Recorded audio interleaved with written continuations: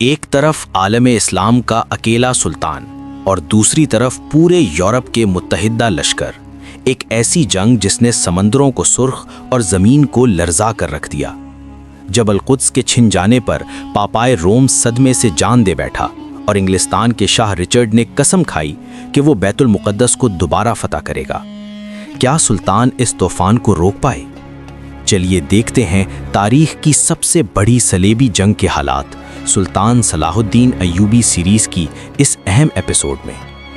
بیت المقدس کی فتح کی خبر یورپ میں آگ کی طرح پھیل گئی۔ عیسائی دنیا میں اس قدر جوش و خروش پیدا ہوا کہ پاپائے اعظم نے مقدس جنگ کا اعلان کیا اور لوگوں کو گناہوں کی معافی کا لالچ دے کر جنگ کے لیے تیار کیا۔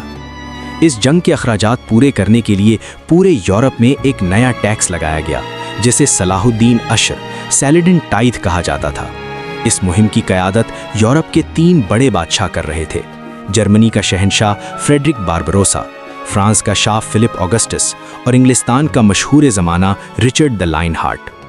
سب سے پہلے شاہ جرمنی فریڈرک ایک عظیم لشکر لے کر نکلا، لیکن قدرت کو کچھ اور ہی منظور تھا۔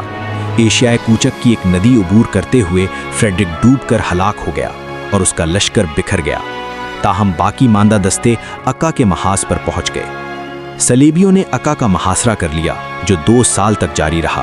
یہ تاریخ کا وہ طویل ترین محاصرہ تھا جہاں سلطان صلاح الدین ایوبی اکیلے پورے یورپ کے مقابلے پر ڈٹے رہے۔ سلطان خود بیمار تھے، لیکن وہ گھوڑے پر سوار ہو کر مجاہدین کا حوصلہ بڑھاتے اور دشمن پر شب خون مارتے۔ محاصرے کے دوران ہی فرانس اور انگلستان کے بادشاہ اپنے بحری بیڑوں کے ساتھ پہنچ گئے۔ رچرڈ کی آمد سے صلیبیوں کی طاقت میں بے پناہ اضافہ ہو گیا۔ 2 سال کی شدید بھوک، پیاس اور جنگ کے بعد بالآخر اکا کا قلعہ مسلمانوں کے ہاتھ سے نکل گیا۔ یہاں شاہ رچرڈ نے اپنی سنگ دلی کا ثبوت دیتے ہوئے 3000 نہتھے مسلمان قیدیوں کو بے دردی سے شہید کر دیا۔ اس ظلم نے سلطان کے دل کو زخمی کر دیا، لیکن انہوں نے ہمت نہ ہاری اور رچرڈ کو القدس کی طرف بڑھنے سے روکنے کے لیے ساحلی علاقوں میں دفاعی حصار قائم کر لیا۔ رچرڈ اور سلطان کے درمیان کئی معرکے ہوئے، جن میں ارسوف کی جنگ سب سے مشہور ہے۔ رچرڈ نے بارہا القدس تک پہنچنے کی کوشش کی، لیکن سلطان کی جنگی حکمت عملی اور مجاہدین کی قربانیوں نے اسے ناکام بنا دیا۔ بالآخر 5 سال کی اس خون ریز جنگ کے بعد دونوں فریق تھک گئے۔ 22 شعبان 588 ہجری کو صلح نامہ رملہ پر دستخط ہوئے۔ اس معاہدے کے تحت بیت المقدس مسلمانوں کے پاس رہا، جبکہ عیسائیوں کو صرف غیر مسلح ہو کر زیارت کی اجازت دی گئی۔ شاہ رچرڈ نامراد ہو کر واپس لوٹ گیا، لیکن وہ سلطان کی عظمت کا اعتراف کرنے پر مجبور تھا۔ تیسری صلیبی جنگ ختم ہوئی اور سلطان صلاح الدین ایوبی نے ثابت کر دیا کہ ایمان اور ثبات قدم کے سامنے دنیا کی کوئی طاقت نہیں ٹھہر سکتی۔ لیکن یہ عظیم فاتح اب تھک چکا تھا۔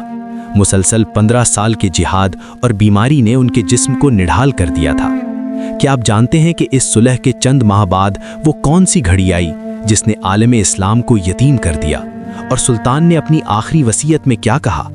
یہ سب جانیے ہماری اگلی اور آخری ایپیسوڈ میں، سلطان کی وفات اور لازوال وراثت۔ اگر آپ کو سلطان کا یہ جذبہ پسند آیا ہے تو ویڈیو کو لائک کریں اور کمنٹس میں صلاح الدین ایوبی ضرور لکھیں۔